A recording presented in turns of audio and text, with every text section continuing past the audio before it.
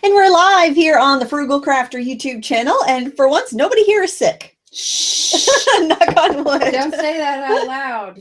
I'm here with Sarah. Hello. And we are going to paint a delicious chocolate cake with a raspberry on it. So it's going to be a lot of fun. We're going to use 5 colors today.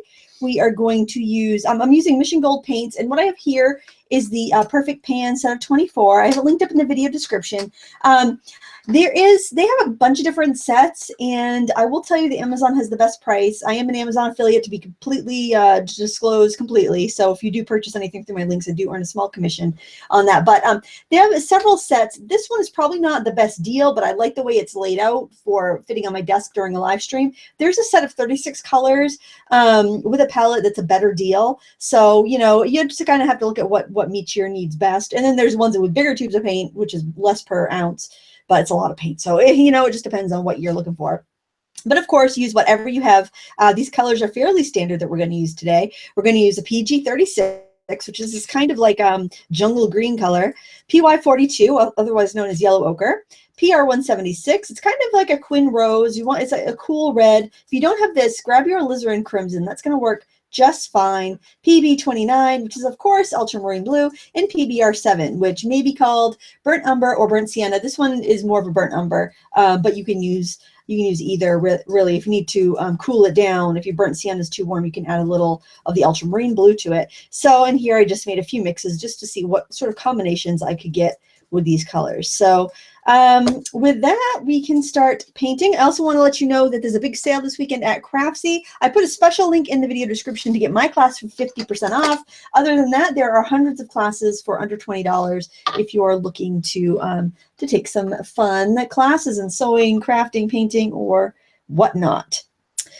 And if you have any questions, go ahead and write the word question in all caps, and then Sarah will see it. If it's something that that hasn't been answered before, she will ask me. And if it's otherwise, if it's a frequently asked question, then the moderators will help you out. We've got some really awesome moderators here in the chat, and they do a great job of helping everyone out.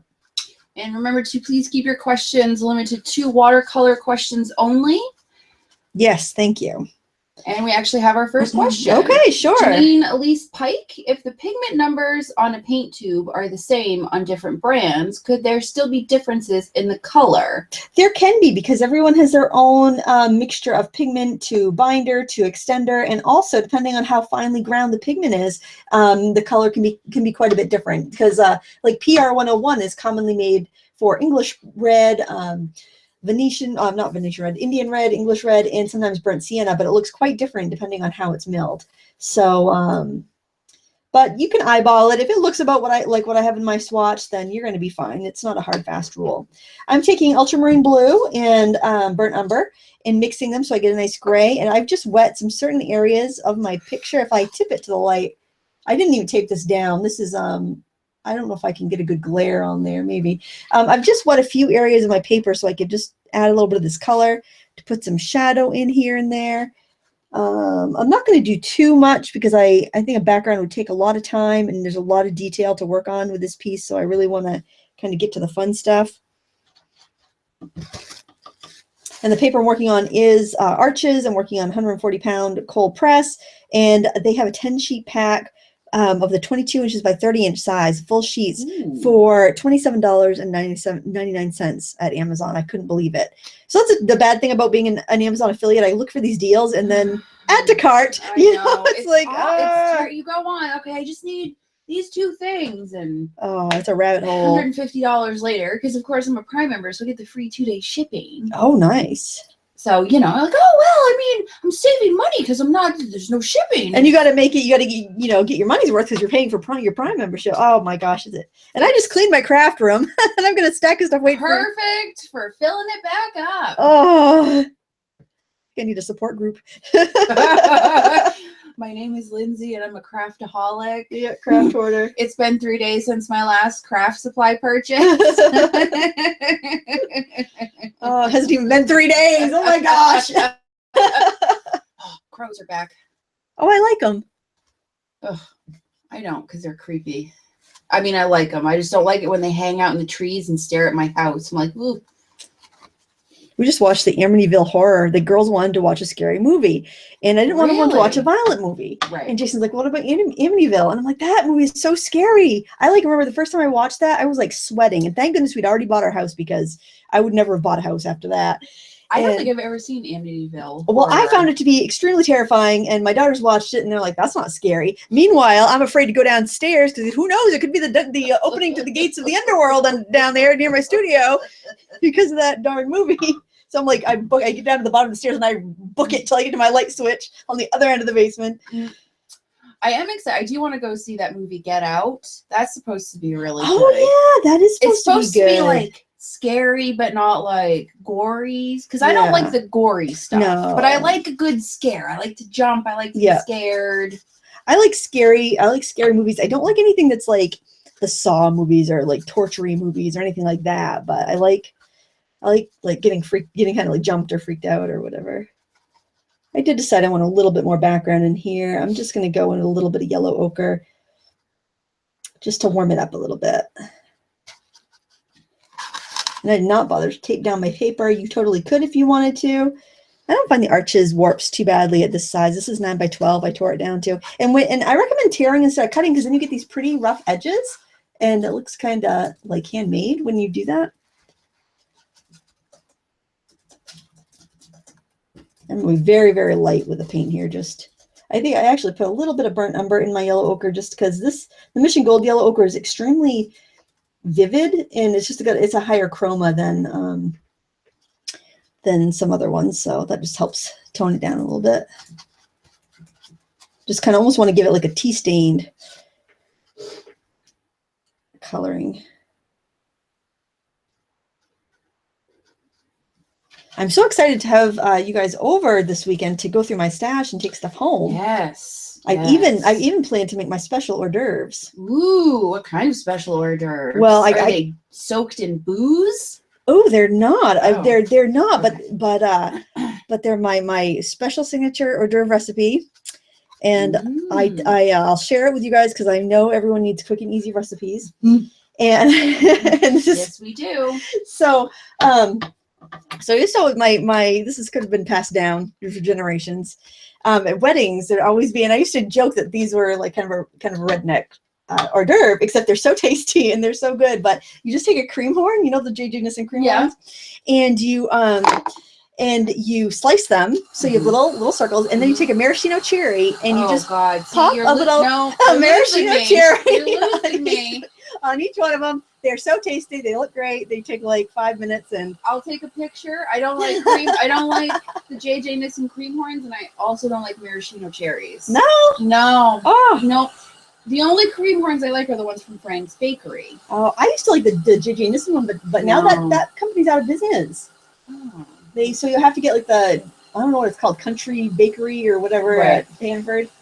So yeah, and if you want to get real fancy, you get the chocolate cream horns and slice those up. And you get I mean, you can have diversity on the platter there, so you have that to look forward to. Except now no, it's fine. There'll be wine.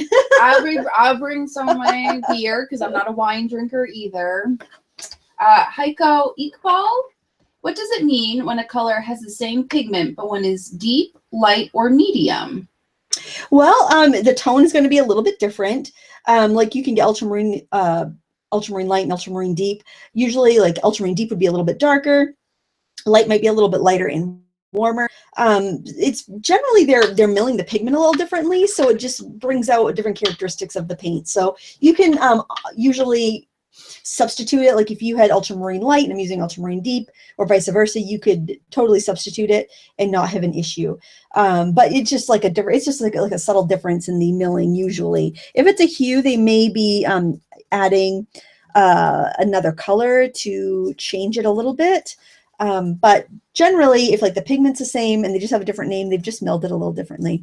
What I'm going to do here is do some washes, and I'm just wetting this area that's going to be the brown cake. And I've got the burnt umber, and I'm just going to drip that in because if I have a wet wash and I drip in the pigment, I'm going to get what's called granulation. And this is a heavy earth iron pigment. So what's going to happen is the pigment particles are going to settle in this wet wash and give me a little more texture when it dries versus just painting it on just painting it on dry paper, not having it really juicy. This will just give me that granulation that will make it look a little more textured and cakey. Barusiva, get back, bump down. Lindsay, does Derwent water-soluble tinted graphite and water-soluble tinted charcoal produce different results or effects? I haven't used a water-soluble charcoal, but their water-soluble graphite is, it's really nice to use. It kind of gives you that kind of silvery graphite look, and you can use it as a wash. I haven't used a charcoal. It's probably going to be a little bit grittier, but it's probably similar, but not the same. Because like the graphite and the graphitint are very smooth, like a watercolor pencil, just with graphite added. I should use the graphitint pencils more. I really like them. JPC 13 Art, do you prefer the Mission Gold watercolor pans like you are using now, or the tubes? Well, it's a personal preference. I happen to prefer pans usually, but when these, I just ordered the 36 set, and I'm going to refill these as I use them up, but they're very slow wearing, and I got the pure pigment set earlier this year, and I really like them. And I mean, a little drop goes a long way. So I'm probably going to have way more paint than I need, but I like this set because it fits on my desk. I'll have to tell you though, I don't really care for this set for traveling. I took it to Scudic Point last year for a trip, and I found it kind of big to maneuver while I was trying to paint on location. So, but I do like it, like on my desk. It seems to give me just enough mixing room, and the pans are a little bit bigger than a typical half pan. So, and it's supposed to have like 7 or 5 milliliters worth of paint in each pan. So, or 7 milliliters, one or the other. It's supposed to have like almost like a whole tube's worth in each pan. So personally I like the pans, but I think the price of them is quite a bit more. Like this is like $105, and the set of 36 would be is like $60. So you're getting like 12 more things of paint basically, and you're getting a palette for $40 less. So it's a much better deal. And if you prefer tube paints, then all the better. But pans or tubes, generally the quality is the same. It's just whatever you prefer. Jolene, how do I get a good purple if I only have red and blue pans? I never get the color I want after mixing. You need to make sure you're choosing colors that are next to each other, next to the purple in the color wheel. So this red is going to make me a much better purple than that red. Because see how that red leans towards orange already? Where that red leads more towards purple, you have to choose the right red. Blues, you don't have to be so picky about the blues. I can use a green base like a phthalo blue, and it's going to make a beautiful violet, but that red's got to be a cool red. So make sure you choose like alizarin crimson or permanent rose or quinacridone rose, one of those colors that is just cooler in temperature and leans more towards purple as opposed to orange. I'm trying to make sure I put down paint unevenly here because I want the texture of the pigment to kind of settle out unevenly to give me the kind of look of little crevices and pockets in the cake texture.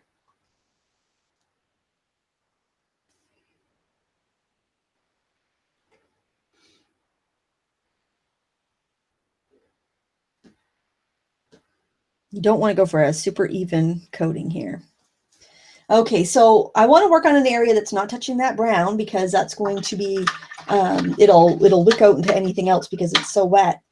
I will tell you, if you're noticing like little cauliflower shapes on your wash, you're probably working on a heavily sized paper. If that's happening, then you may want to use a little less water because that happens, especially with like wood pulp paper. That happens a lot more. So now I'm going to take some of that red, the same red that we would use if we were going to make a purple. Which one did I use? I think I have to look at my, and I also recommend whenever you get some paints, make a color key, swatch it out in the order it appears so that you know what color you're using so you don't get confused, because when they're dry, they can look really dark and be confusing. That's a color. And I'm just going to go ahead and paint in this raspberry with a watered down color because this is going to be the lightest shades.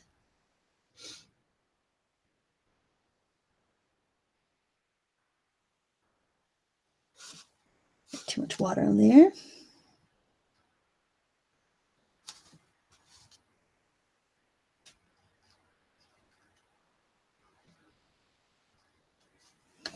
How many people do we have joining us today? Well, we have 325. Oh, wow, that's great. Yes. Well, and you did hit the 300,000, right? Oh yeah, a few months ago. Yeah, a couple months ago. I thought we saw a post. Somebody shared it, I think. Oh, okay. I think somebody just shared an old that's post. why I was like, I thought she did, but maybe I misheard. Okay. Yeah, it's like 320,000 right now. Yeah.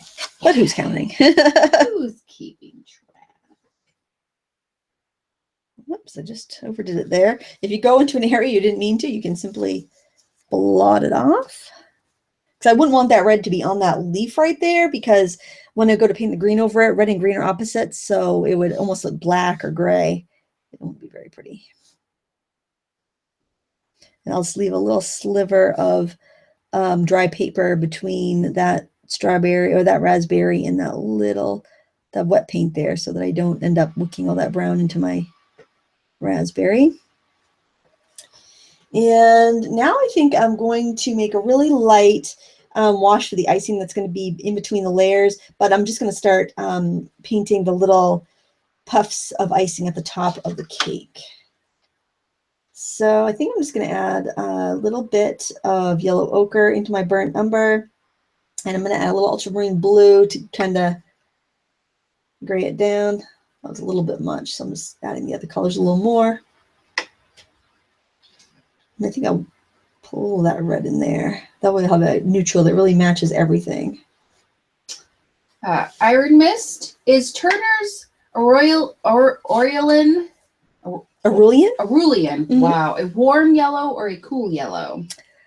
I don't have Aurelian in my set. Generally, it's funny because it looks kind of gray on its own. I think it's a little bit cool, but it's quite neutral. It's that's too dark.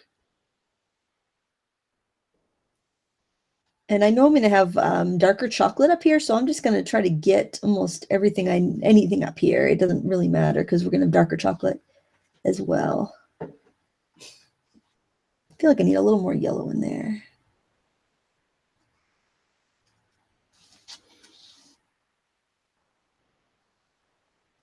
Aurelian is a color I don't use very much anymore because of its tendency to go brown over time.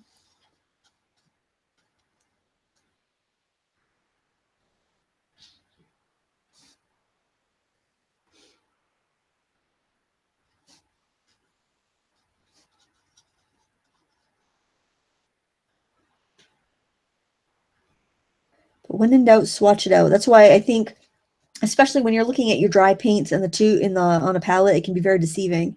So just having a little color swatch that you keep with your watercolor paints right in the palette, it can really help when you're choosing colors. I just want to make sure I definitely hit all of the icing up top, and if I got some of the chocolate bits as well, it's not a big deal. And I'm also just going to tap on some texture. We're going to be adding layers for shadow, so we want just kind of the lightest bits of everything up here. All right, I'm going to go ahead and dry this so that I can work on some more of the picture. So if anybody has any questions, go ahead and put them in the chat. Iron Mist, which warm yellow do you recommend? I like cadmium yellow deep, and I like New Gamboge, permanent yellow deep. Any yellow with like the word deep after it is going to be a nice warm yellow. Cadmium yellow deep is a little more opaque than other yellows, so if that's a quality you like, that's a wonderful yellow to pick. I, of course, use yellow ochre, but it's not a good mixing yellow because it is an earth tone.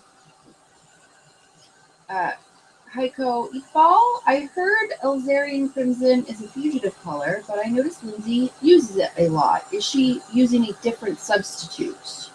Yeah, permanent alizarin crimson. It's just avoid alizarin crimsons that have PR83 as their pigment, because that's a fugitive traditional one. They still make it because some artists want to use what the old masters used, even though there are better, more permanent versions now. And so basically they make it because people still buy it. But as long as you buy alizarin crimson hue or permanent alizarin crimson, you're going to be fine. And it might even be a little cheaper than the fugitive one.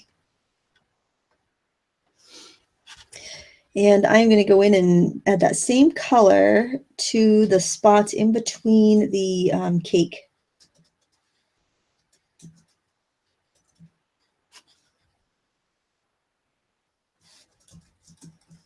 So in this first portion of the painting, I'm trying to block in everything, get that first wash on everything.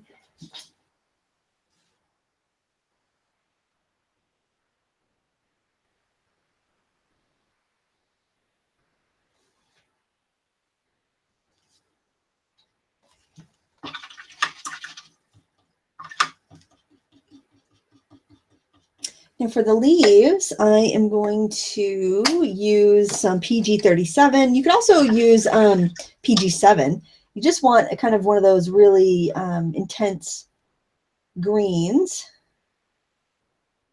I think I'm just going to start with that on its own, and then I'm going to mix into it, because a lot of times PG-36 or PG-7, those greens are just so almost acidic looking and fake looking. They kind of look like Crayola crayon or Crayola watercolor greens. It's very fake looking color. And you can see if I just kind of slide that over the edge of those raspberries, how you almost get like a really dark gray line. That's because they're mixing, not really mixing, but you're overlaying them. So they're kind of optically mixing, and they're opposites, and they're both very transparent colors. So they negate each other and make almost a black. And now I'm going to go in with some of that yellow ochre and mix that into the edge of my green there. I'm going to add some of that up here to the tip.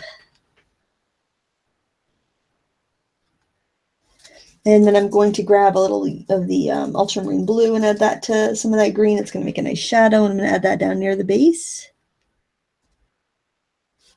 And then over on this one, I'll do it a little differently. I'll start in dry with this darker color.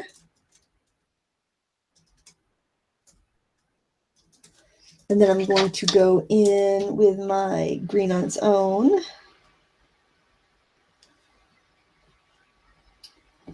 Rain Girl, Lindsay, I'm on a budget. Could you recommend a good quality watercolor palette that isn't really expensive?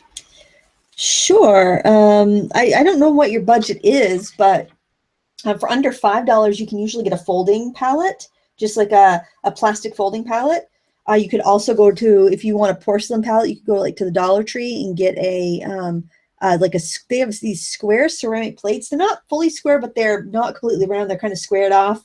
I use those a lot, especially if it's just a temporary palette, because it mixes great. And that's only $1. And you can squirt like the paint, little dabs of paint around the rim so that they don't get contaminated. I'm just going to blend that up really quick. And then if you have like maybe $15 to spend, you could get like a Jones palette or a Zoltan Szabo palette if you shop around, find a good deal. So, and that's a bigger palette with a lid. So it just depends on what you want for space and what you want to spend. So, you know, you can even look in your kitchen cupboards. If you have an old white plate that you don't want anymore, that would be ideal. So again, I like this method here. So I'm going to do that for this one here, going with my dark. You could scrape veining in with a credit card, a piece of cut up credit card if you want to as well. But I think we're going to do our layers and glazing.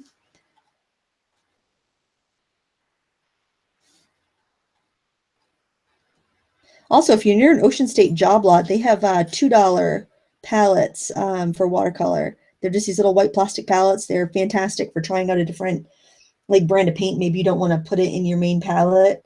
And there's 12 wells for color. Thrift stores are also a good place to look for like glass or ceramic if someone wants to go that route. Like Salvation Army or Goodwill or smaller other kind, because people are always donating like ceramic plates and dishes and stuff. So you could even have like a variety of sizes. Right. Well, you know, I was at the Dollar Tree the other day and they had a covered like white Easter egg plastic plate. And that totally could be used, and it was $1, and that would keep the dust off of it. Yep. When you're not using it. I mean, it's thicker because it's meant for eggs, so it's going to take more shelf space. If you sit it on a shelf, it's going to be like 3 inches tall, but it would definitely do the trick. Now I'm going to take the red I used on its own, and I'm using a number 4 round. These are the Mimics. I like these a lot. They do hold a lot of water, so if you're a beginner, you may prefer like a synthetic brush such as a Majestic or Royal Land Nickel Majestic or Aqualon. And I am going to draw the detail on the raspberry. So basically, I am outlining these little sections of these little, I don't know what you call them, like seed sections. And this detail is in the pattern that I have available, linked in the video description or on my blog. It's a PDF, so you could print it out and then transfer it on your paper. And if you print it out, you can either use a light box to transfer it, or you can use graphite paper. Either one is a good option. Or if you live somewhere in the world where you actually get sunshine, you could put it on your window. We don't have that luxury. No, the sun's going to start coming out, and it's going to be really nice Sunday, Monday, and Tuesday. I'll believe it when I see it. I know I just got my Smart Art box, and there's a solar print kit, and it's like, I can't do this until I have like 4 hours of sun. Oh no, tease. I know, it is a tease because I'm excited to try it out. So don't worry, we're not going to leave it like that, but we're going to let that layer dry. We're going to do the exact same thing on these over here, which I did not put lines on, but we can figure it out. It's not that big of a deal. You can follow along with me. Actually, we don't need to. This one here, oops, this one over here will have the most definition according to my reference photo. And I'm just going to freehand this in. And then the other ones, I think we're just going to put more like kind of dabs to suggest where the sections of the raspberry are.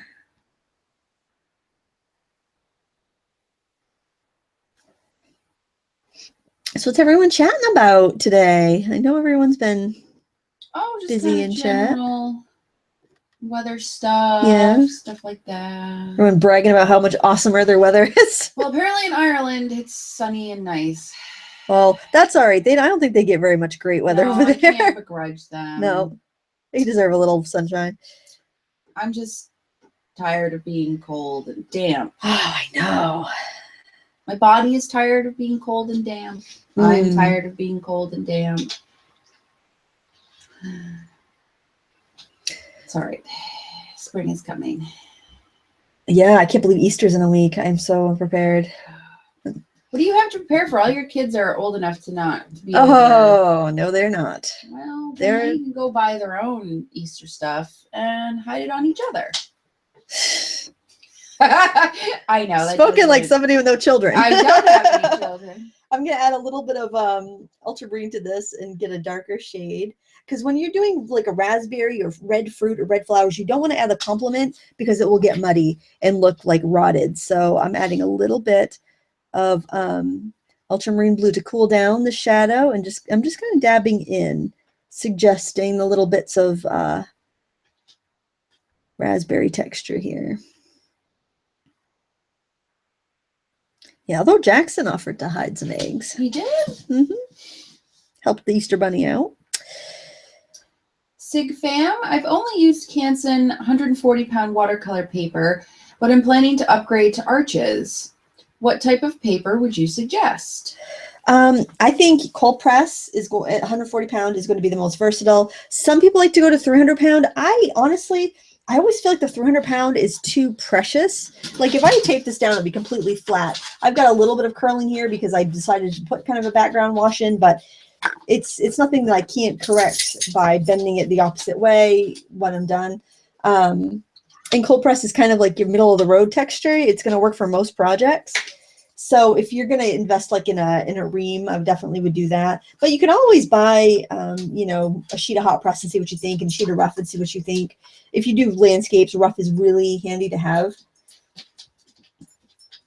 But I would definitely do 140 pound cold press. It's middle of the road. That's going to suit you for most things. All right, so this raspberry in back is going to have much more shading on it. It's going to be cooler in temperature, so more ultramarine blue. And the other raspberries dry pretty quick because we didn't wet them first. before we put that detail on, so we don't need to wait around too much. Whatever crumb you think you found over there, you probably shouldn't eat.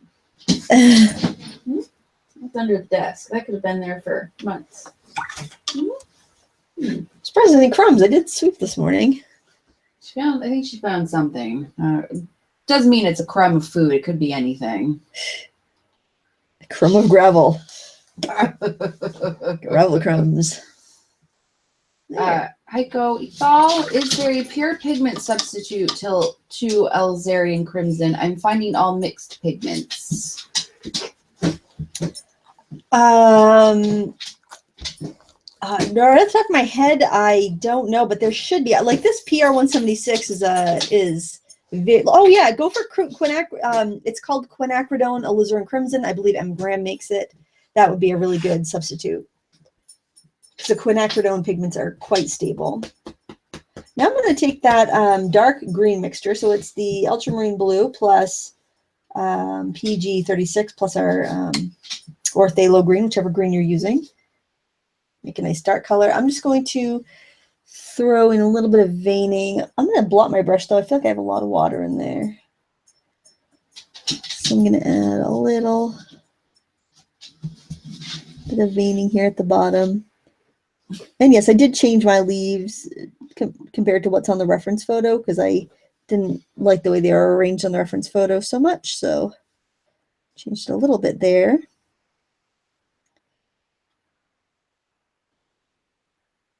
Just want to put in a little bit of, just want to hint at the veining on the leaf. I don't want to do too much, but just a little bit of suggestion. Carrie, what are your thoughts on Stonehenge Aqua Hot Press?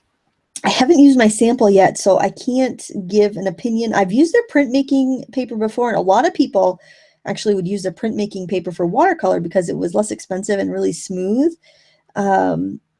But I haven't used my sample yet, honestly, so I can't tell you yet. But if anybody in chat has, or anyone watching the replay later on has used it and wants to leave a comment, then please feel free. It'll help anybody else watching this at a later time. Lynn McLean. Hi, Lindsay. Are you planning to do any more oil painting tutorials? I am, actually. For one of the live Fridays this month, there should be an oil painting tutorial. If you have a request, you can go ahead on my blog and leave it in the request on the request page. And I'm sure one of the moderators can pop that in there because I don't have that in the description.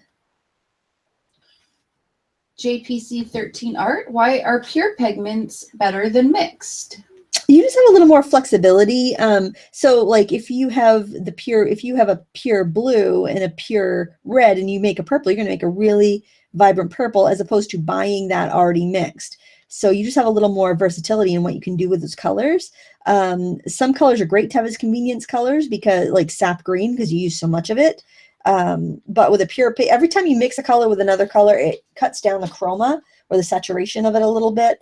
So by going with a pure pigment color, you're starting with it as bright as it gets, and then you're de-intensifying it as you mix it. So you just have the greatest versatility. But if you're a beginner and you don't really want to mix paint, or you're not sure what you're doing, that also adds another level of complication to your artwork. So it just depends on your personal preference and what you want to do with your time when you're making art. I like mixing colors, but then again, I also like to have some convenience colors.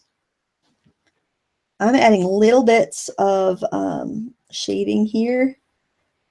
I added the darkest, like that violet color, which was the ultramarine blue, and the red at the bottom, and then I just kind of dabbed on here and there. The strawberries in the reference photo are sugared, so I don't know if I'll put highlights on them to make it with like a gel pen or with a knife to make them look glossy, or if I'll leave them dull. I haven't decided that yet, but I'm kind of leaving the door open for whichever I decide to do.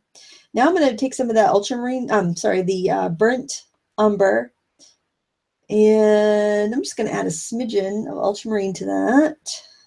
So I have a nice dark chocolate brown. And I'm going to go in and paint the hard chocolate portions of this dessert here. You can see it almost makes a black when you mix those two colors together. And it's going to be pretty smooth because we're putting them on to a dry paper. So just fill in these chocolate flake areas. Alex, Sarah, the Arches pack on Amazon is off-white color. Is it the usual color Arches comes in? I believe it's their natural white as opposed to their bright white, which is an optically, I don't know if it's bleached or it's optically enhanced somehow. So I choose that natural color. I think they just call it off-white to differentiate between the natural white and the bright white. If you look in the reviews, there are pictures. So you can kind of have a look at that, and you can always message a seller too if you're on the fence. I believe it's just the regular natural white. Cindy Patton, if I buy a few M-gram tubes per month, which 6 colors would you recommend I start with? I would go with cadmium yellow. I'd probably go and I would go with cadmium yellow deep, cadmium yellow lemon. Or cad yellow light. I can't remember what they call it. I would go with quinacridone red or quinacridone rose. Phthalo blue, unless you already have a phthalo blue. Ultramarine blue. Sap green. And burnt sienna, probably. But if you already have those colors in another brand, maybe branch out, try something different that you don't have, though, because those are just like, for me, the most useful colors. Their Van Dyke brown is very pretty. And their sepia is very pretty too, but it's a mixed color, but it does have a lovely granulation. It's a little unique. I really don't think you can go wrong. So I'd say if you already have artist quality in those colors, pick something different that you don't have yet, and build your collection, because you can mix all the different brands together. You don't have to stick to just one, using one brand with one brand. Mrs. Zoe, I want a sketchbook that I can do water media on, and I haven't been able to find one that allows me to, without it going on to the next page. What sketchbooks would you recommend? I would recommend Canson XL Mixed Media Journal. A lot of times you can find the 9x12 size for about $5 or $6, and that's a wonderful book. You get, I think it's 60 pages. Or 60 sheets, so it would be like 120 pages. And you can do acrylic, you can do gouache, you can do watercolor. It's a mixed media paper, and it will definitely take any sort of dry media you want to put on there, like colored pencil and pastel. It's a little smooth, so if you were doing like mostly pastel, I'd say we'll go with like maybe a Canson Me Tints pad. But if you're doing wet media, I really like that, and it's not very expensive, and it's a very robust paper. If you happen to live somewhere with an AC Moore, they have them all the time on their like $5.88 what do you call that, like display? Mm-hmm. They have that all the time for that price.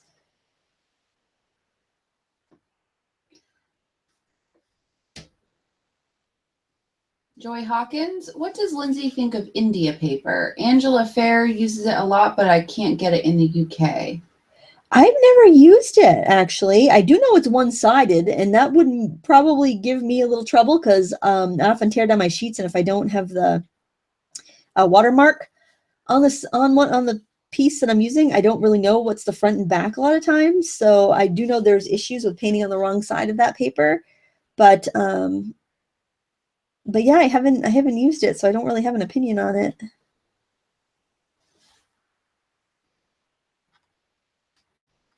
And this is also kind of some hard chocolate that's drizzled down the edge. So I just have to make sure that's darker than the cake portion.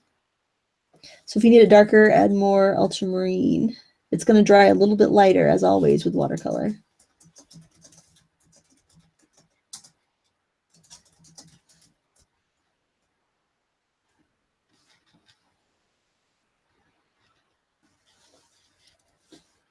Lightus, what do you recommend for a student grade watercolor?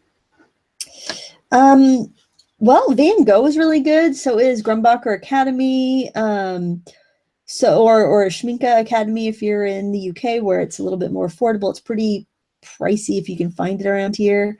I don't think you can get it around here because I looked, and somebody sent me some because I couldn't buy it around here. And Cotman, of course, that's easy to find by Winsor & Newton. They use tried and true pigments, so I don't feel like, you know, you're painting blind. I think your stuff will last if you paint it with Cotman. It's just like a weaker consistency, a weaker pigment strength than their artist quality paint. Sonnet's another really good one. Very, very vibrant colors. It's made by the same company that makes the Yarka and the White Knights paints. And I'm just looking at my reference photo here and just making sure I haven't missed any of the little bits of chocolate. And you can always add more if you have, if you feel like you have too much frosting in an area. Too much frosting? I don't actually like frosting, so. I do, especially the kind that comes in a tin. Oh, I love that stuff. boy, Lindsay, that is so much better than the stuff you make. For me, anyway, it's so much better than the stuff I make. I love tin frosting.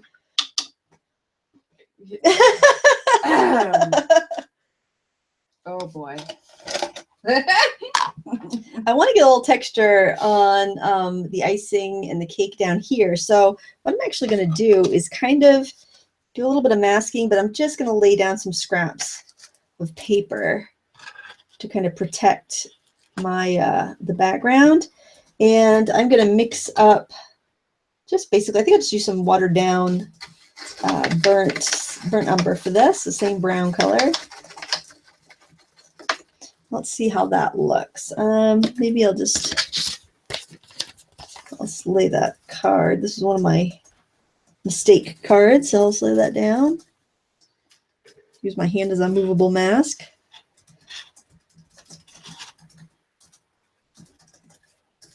Yeah, vanilla flavored. Something about imitation vanilla. I love it. That's like the worst. I love it. Oh. It's like how a Twinkie smells. I love the way the Twinkies smell. But the Twinkies have eggs in them, so I can't eat them. But that smell, it just brings back childhood. I love the the tinned icing. I mean, okay, if I do like a homemade frosting that's like with butter and stuff like that. I don't like the frosting they make that has like the lard and stuff in it because I don't like lard. It leaves a weird texture in your mouth. It's not good. But the buttercream, like a homemade buttercream frosting, is delicious. But even then, I still, you know, I don't want like an inch of frosting. And the tin stuff is vegan. You can eat that. Most of it, yeah, most of it. Like the Betty Oreos Crocker are vegan. Yeah, so it's all chemicals. It's chemicals. There's nothing good for you in there. Probably live to be 120 because of all the preservatives for my tinned icing. Counteracted with the healthy vegan food. So now I'm going to put some of the crevices in the cake part. So I'm going to take the burnt umber and the yellow and the ultramarine blue to make a really, really dark brown. And I'm going to see how I can make out with this number 4. I might need to go to a smaller brush, but I want to jump in first with a big one and just kind of get these big pits in the cake.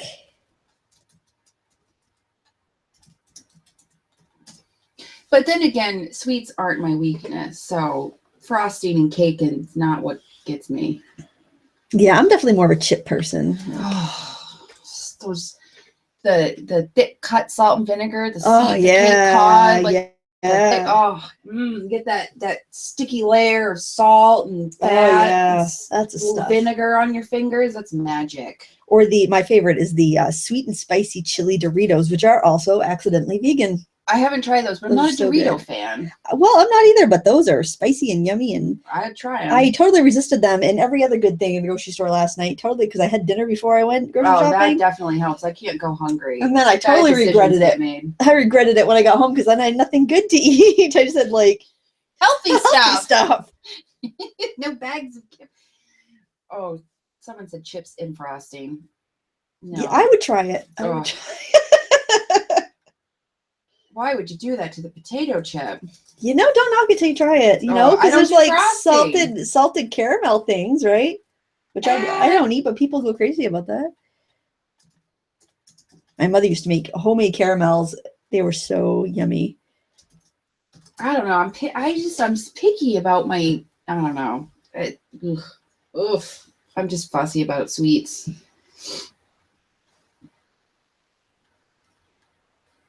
Oh, there's Frida.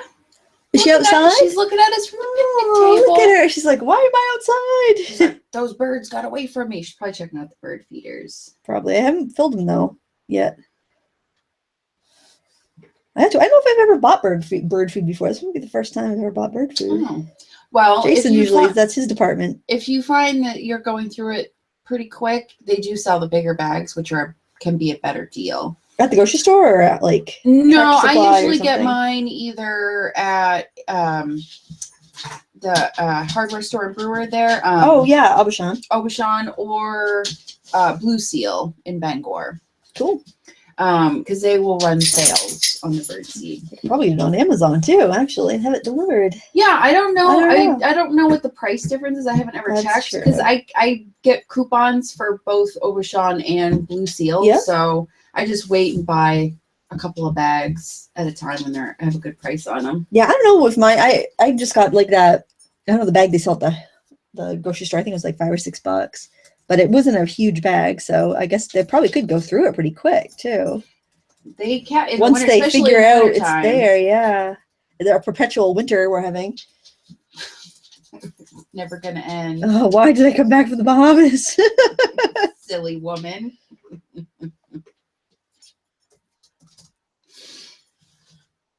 I'm just getting little kind of little bits where you see kind of the cake showing through, kind of.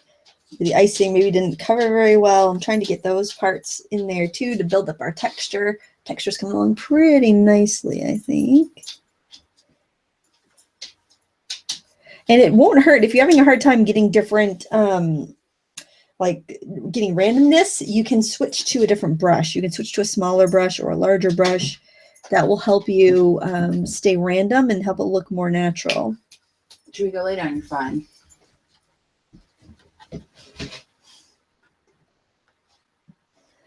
All right, so now I feel like I need a little bit more a warmness in the icing. So I'm going to take a little bit of that red color and add it into that mix I've been using.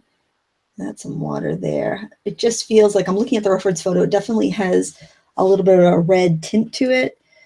And I'm going to add some of that. And this is going to dry lighter. It's a pretty juicy mix I have here, so I am going to have a bit of a shift there. So I'm just kind of putting in my darks, and then I'm going to spread it around a little bit with a damp brush.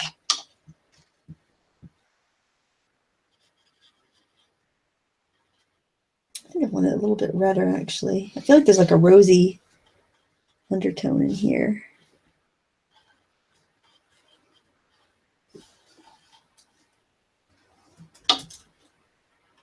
I'm not completely cleaning my brush off. I'm just kind of thinning down the paint so I can spread it around a little bit.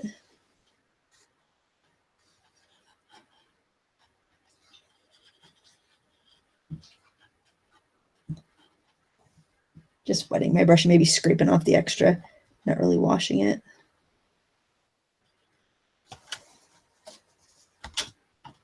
Just blotted a bit for some texture, and we're going to go up to the little puffs of frosting on the top. So here we need to be a little bit more aware of where we're putting our color because we need to do some shading.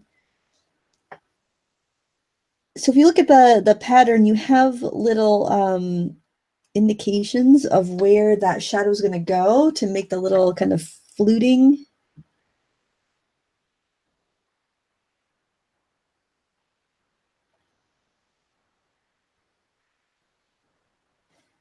And you don't have to be too picky about it. Just kind of look at the reference photo, look at the pattern, and just make sure your marks are kind of on the shadow side of the little lines that are in there.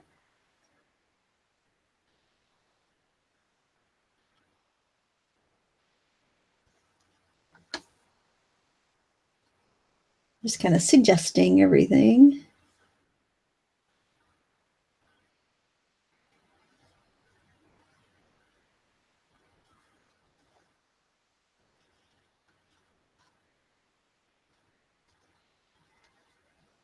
If your lines are too dark, just kind of stamp it with a towel, and that can lighten them up, and you can go back in and add more definition after. And you might decide you want to bring in some of the darker color as you go. You might think, well, actually, I wish I had some chocolate in between there to kind of make that little puff of icing stand out. And you can, it's easy to go in and put the darker color on top of the lighter color.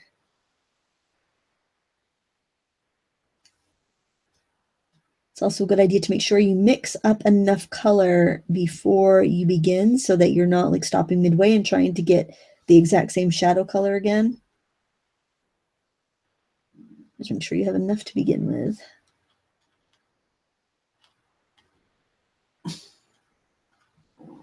Something funny in Chatland. No, my stomach is, I know, my stomach is stomach. gross.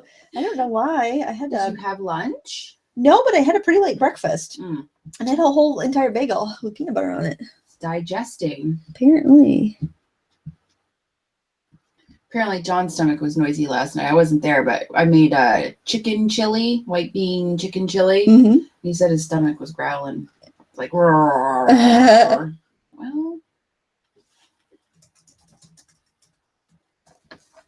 Well, it's funny. I went over to the grocery store. I said, I'm going to go buy some things for Saturday night for our, take my crap home with you party. Can I bring some crap here? Depends. And I said I'm going to get some vino, meaning like wine. I'm going to get some vino for the ladies. And Jason goes, you're going to get vino for the ladies? he goes, well, a bunch of middle-aged women hang around. I am not middle-aged, and he should know that. You're getting lumped. You're getting painted with the same brush. I'm not middle-aged. I'm not even 40 yet. I'm not even close to middle-aged. Depends on how long you're going to live. I don't think I'm middle-aged either, really. Well, I guess that's true. I could die young, so I could really be middle-aged. Well, no, I was thinking, you might live to be 130. Nah, I give myself till 60 tops. 60? Yep. What do you plan on doing to yourself in the next 30 years? I don't know. I'm just saying, I could die in my sleep tonight. I could go across the street to get the mail and get hit by a truck tomorrow. You never know. Oh my gosh, I'll give you a ride home if you want. Of course, that doesn't really up your odds of the way I drive. I'll walk. I would. Yeah, that definitely doesn't up your odds. I'm going to scrub out a little highlight here because this icing has a little kind of glare on it. So I just want to get that edge of the cake defined a little bit.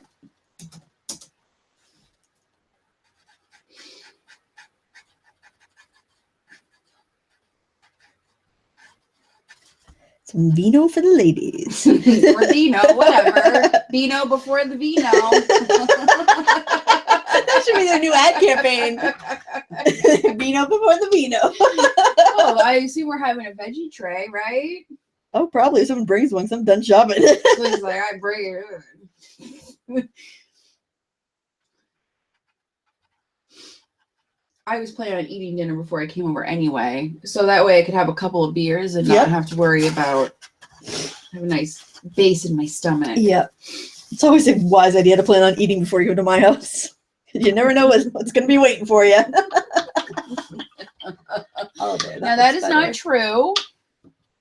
It's just, I don't want to eat your food. No, that's not. I didn't.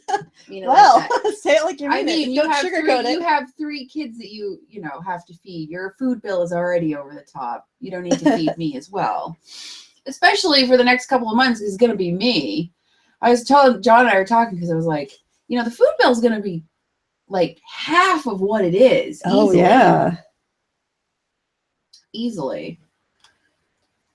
And do you have like a freezer? So if you make extra stuff, you can freeze it? Oh, yeah. Yeah. Oh, we have a freezer in the garage, but that's almost empty. So I think I'm going to actually just unplug it and use the freezer in the house. Oh.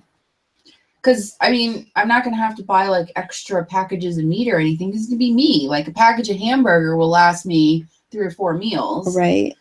Because I won't be feeding John.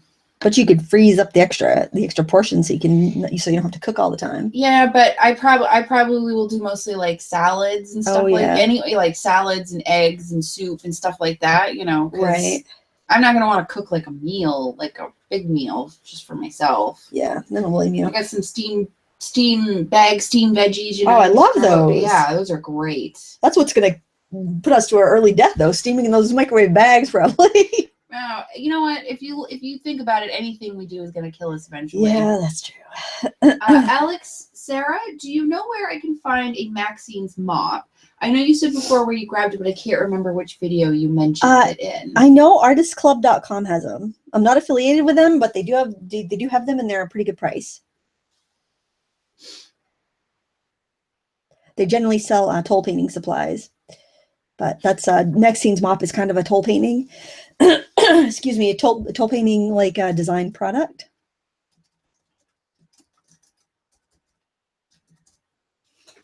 So while my icing and stuff is drying up there, I'm just kind of puttering around with this, with the icing and the cake down here. And I switched to a smaller brush. This is a number, what is this, 2 round.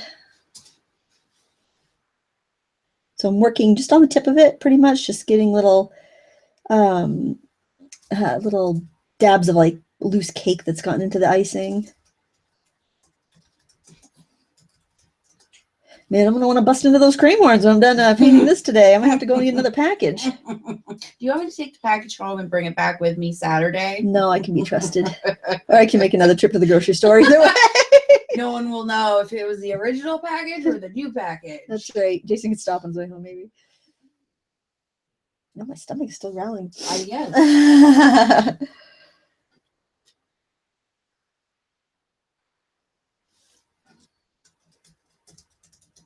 I'm pick a tin of icing while he's at it.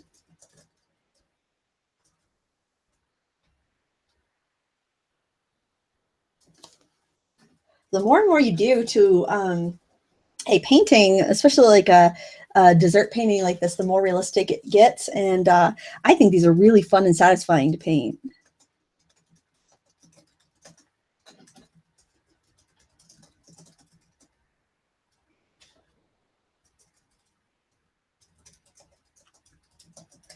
And the like desserts that aren't like absolutely pristine are the ones that are the most fun to paint because you have textures and you can play around. Yeah.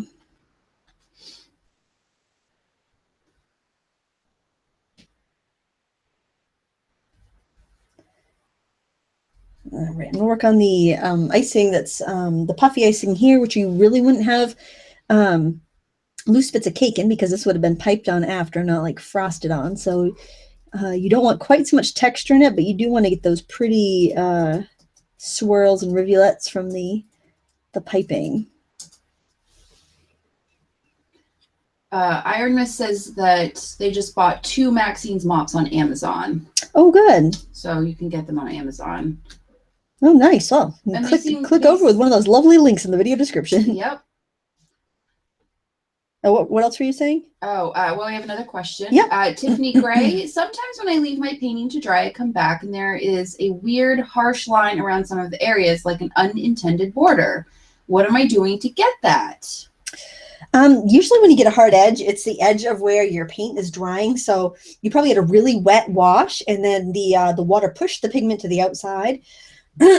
So you basically want to make sure that you don't have like a big puddle when you leave. So if you can like see like standing water on your paper, it's not just like semi-gloss, but it's like shiny. What you want to do is wipe your brush off, wipe it off really well, and then lay that in your wash and let it soak up some of the extra water before you leave it to dry. And that's going to alleviate that. So it's just basically too much water. It's pushing the pigment to the outside and giving that hard edge. You just want a more, not quite so much water on the surface.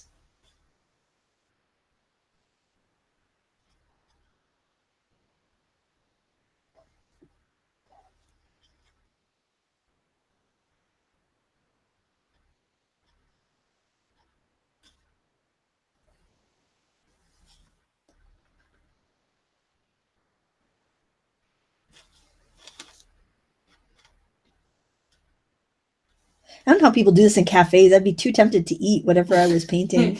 Well, and it's literally right there. Yeah. I mean, easy peasy to just grab it and. I know. I definitely have to take a picture of it and paint it later.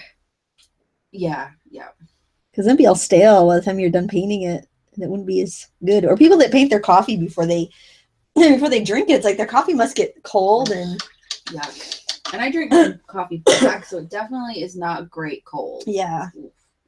Not that it's great cold anyway, but I'm not an iced coffee person. I'm not an iced coffee person either because I don't have milk. So actually, maybe with soy milk it would be all right. I don't know. I think that's the thing with iced coffee. I think you kind of have to have it with milk. It's not like iced tea, you know? Right. People always have it. Seem to always have like a cream in it or something.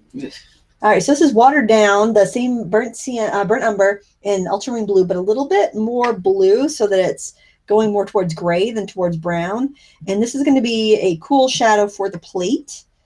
And I'm just going to have a napkin handy here because I think I want to get rid of the excess water and just get some shadows in there. Chitrakar Artist Pentry.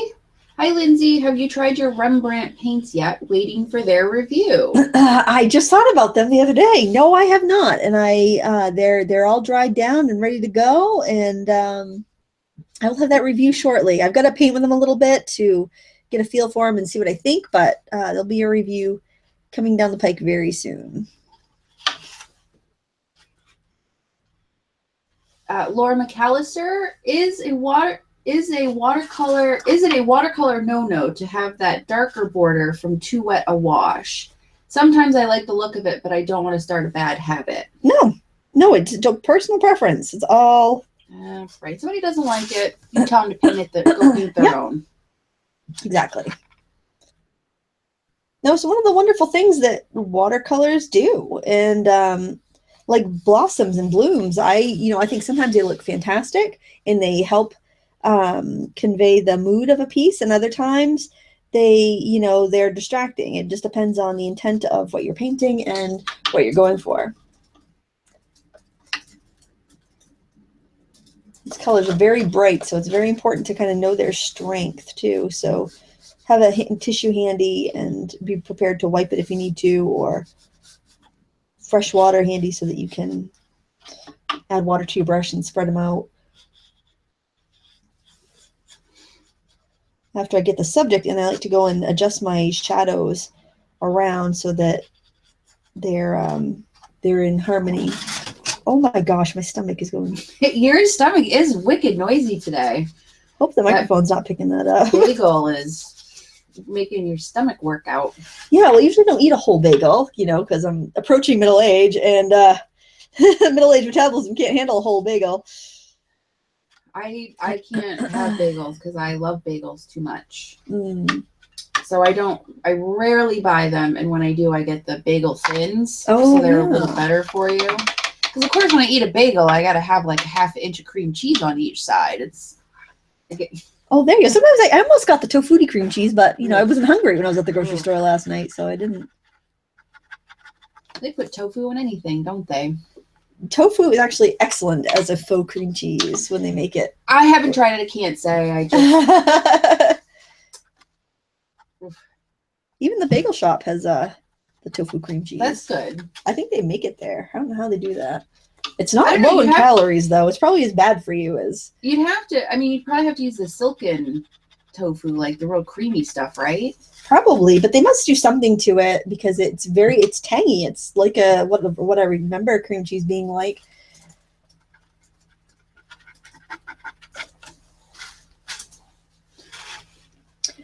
All right, so I'm trying to decide whether I want to use a gel pen to put highlights on the raspberry or not.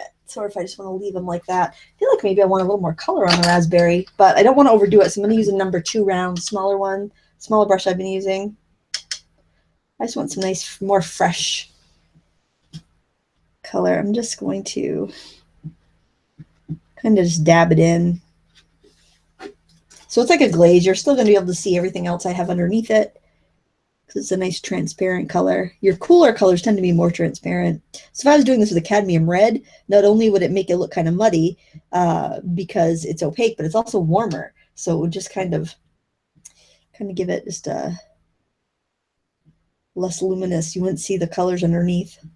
Even though it's a cadmium red in a transparent watercolor, still has the opacity to it. Speed of water. Those raspberries look really good. Oh, thanks. I love raspberries though. I do too. We always had raspberry bushes out behind our house when I was a kid. Oh, so I yeah. can remember going and like my sister and I picking raspberries right off the bush. Yep. Oh, so good. We have a few wild ones growing out back of our house, but the chickens would always get to them before Yeah. we could.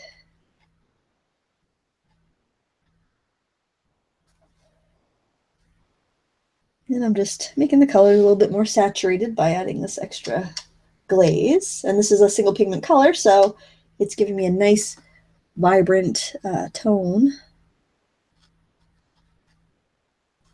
So that's another reason why it's handy to have the single pigment, because if this was a mixed color, it wouldn't be as vibrant, and I wouldn't be able to make it more vibrant because you have what you have, and that's as, you know, straight from the tube is going to be as, or straight from the pan is going to be as bright as it and as saturated as it gets. So if you're already starting off with a color that's not saturated, you're going to be limited as to how bright it's going to be.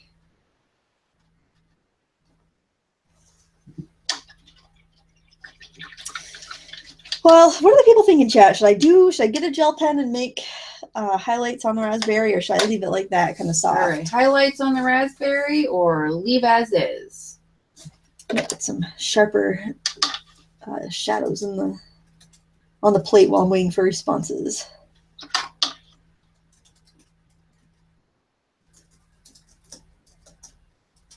People want to see highlights. They want to see highlights. Yes. With exclamation points. Oh. Multiple exclamation points. Wow.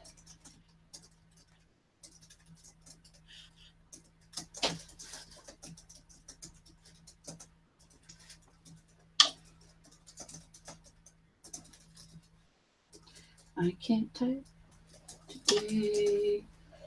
I'm awful. I'll be like replying to somebody on Instagram who shared like their awesome painting that they've done after one of my tutorials. And the other day I typed beautiful and I meant to hit exclamation point and hit question mark. I'm like, oh my gosh, beautiful.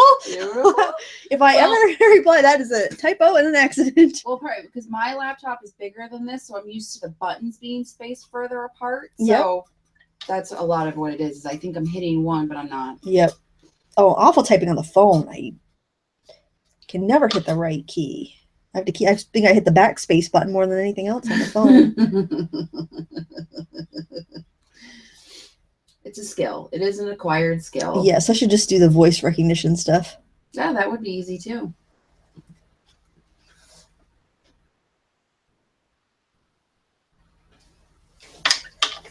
So I paint on kind of like a squiggly shadow line, and then I just take a wet brush and just smear it out a little bit so it looks a little more natural.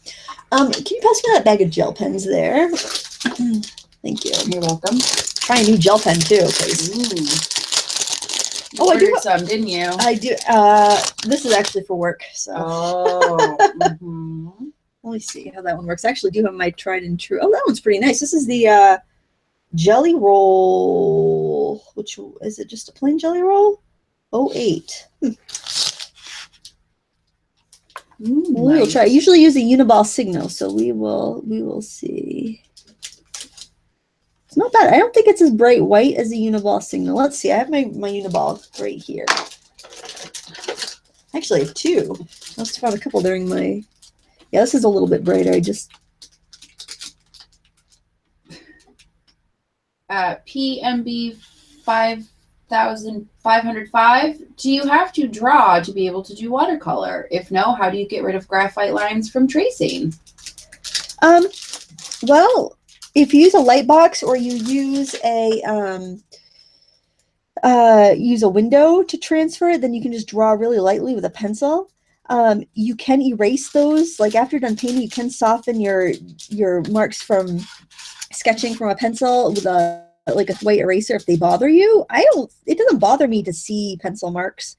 Some people it does. I like it actually. I think it gives a little definition. It looks kind of like you're seeing a little bit of what the artist went through to create the artwork.